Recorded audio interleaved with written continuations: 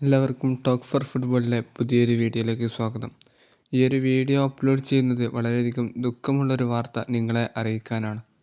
Portuguese super താരം ലിവർപൂളിൻ്റെ super താരം Diego Jota അല്പസമയം മുമ്പേ മരണപ്പെട്ടു എന്നുള്ളൊരു വാർത്ത.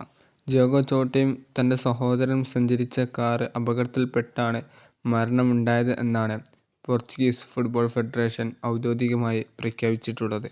ഏകദേശം ഇന്ത്യൻ സമയം 2:30 കൂടിയാണ് ഈ ഒരു അപകടം ഉണ്ടായത്. ഡിയാഗോ ജോട്ടയും തൻ്റെ സഹോദരനും സഞ്ചരിച്ച കാറിൻ്റെ ടയർ പൊട്ടി അത് കത്തുകയും അത് കാറിലേക്ക് പടരുകയും ചെയ്തു. എന്നിട്ട് കാർ മുഴുവനായി അഗ്നിക്കരയായി എന്നാണ് മാധ്യമങ്ങൾ പുറത്തുവിടുന്നത്.